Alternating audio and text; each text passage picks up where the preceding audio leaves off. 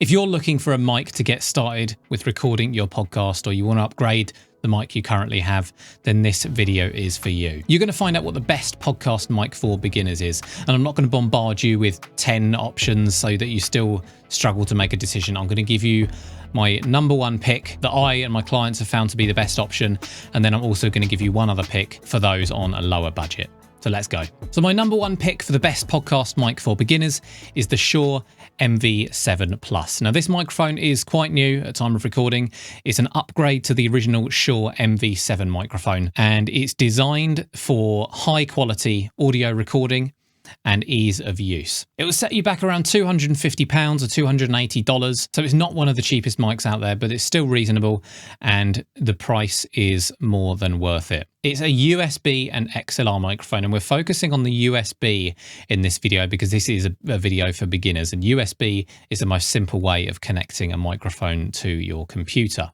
So as you'll see on the back, it has a USB connection and a USB cable that comes with it. It also has an XLR connector as well. So if you have an audio interface or mixer device, then you can plug it into that using an XLR cable. And this is great for if you're recording more than one person in the same room. But for most of you, the USB connection is going to be just fine. You'll find a headphone jack as well on the back for monitoring the playback or monitoring what's being recorded onto your computer. The build quality overall is good. It's a solid metal body. It also has a built-in pop filter, and this is one of the reasons why it's such a great option for beginner podcasters who don't want any fuss. They just want a quality sound out the box without having to sort of buy too much extra equipment.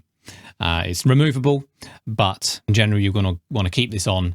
It's going to reduce those p and b sounds, the windy plosives that get picked up if you don't have any kind of protection over the mic. In terms of controls on the mic itself, you might have noticed there's a little LED display here. So this automatically is set to pick up and monitor the level of input. So as I speak loudly, it's going to go green. And as I speak very loudly, it's going to turn to yellow and red. Just so you know, if things are getting too loud, you can turn things down in the included software. And just giving that a little tap mutes the microphone without having to click around in the software during your recording. And speaking of software, Shure's Motive Mix software comes with it. It allows you to adjust things on your mic like the compression and EQ, basically changing the sound of the mic, increasing or decreasing the bass. It even has a reverb plugin and a noise reduction tool as well. And I go into this software in much more detail in the MV7 Plus review that I'll link in the description. But overall, it's a solid mic. It's easy to use. It sounds good out the box. In my opinion, it does need a little bit of EQing, a little bit of a boost in the bass frequencies after recording, or you can adjust the settings in the software. And when plugged in via USB, you do get a little bit of low level noise. You can remove this after the fact or by using the noise reduction tool in the software, but that is something to consider. And it's something that a lot of USB microphones do suffer from, but it's certainly not noticeable enough to get in the way of your recordings. And of course, as I mentioned earlier on the video, it is a little pricey, $250, $280 or so. So if you're looking for something a little bit more budget, but that still gives you a great sound out of the box, then let's take a look at the next option. This is the Audio-Technica ATR 2100X, and it's my choice for the best budget microphone.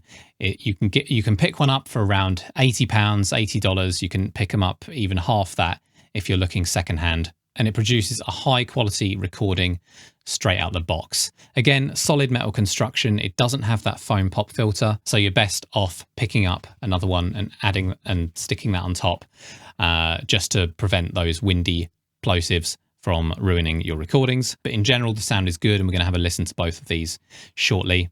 It includes an XLR connector and a USB connector, just like the Shure MV7 Plus, and also a little volume rocker as well, so you can change the output level of the headphone jack. If money was no option, I would pick the Shure MV7. The reason for this is because of the form factor. It's more solid. It looks a bit more professional as well. And also the sound. I prefer the sound of the MV7 straight out of the box.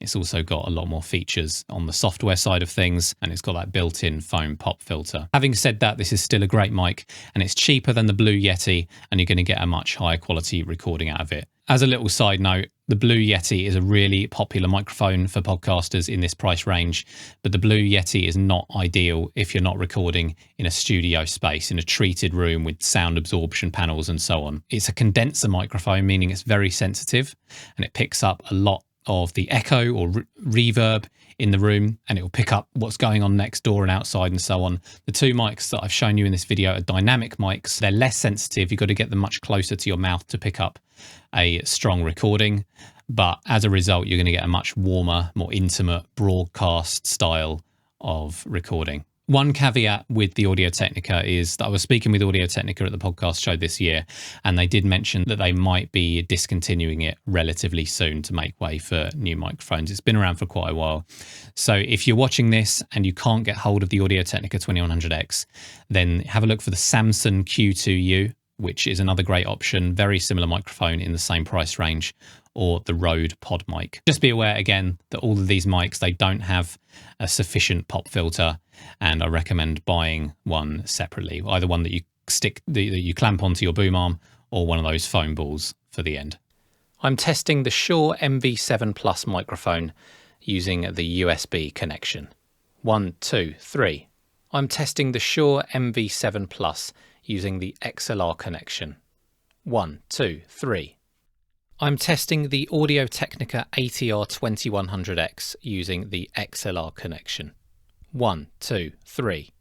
I'm testing the Audio-Technica ATR 2100X using the USB connection. 1, 2, 3. And there you have it. So if money's no option, I'd go for the Shure MV7 Plus. Obviously, you're welcome to shop around, but in my opinion, that's the best balance of value and quality, and it's really simple to use out of the box. If it's out of your budget, then give the ATR 2100X a go. And I go into more detail about both of these microphones in other videos in the description below. Let me know in the comment section below. Did you pick any of these mics up, or are you thinking of, or have you found a different mic that seemed to suit your needs better? It'd be great to hear what you decide. And for more podcasting tips and tutorials, hit that subscribe button. And as always, thank you so much for watching, and I'll see you next time.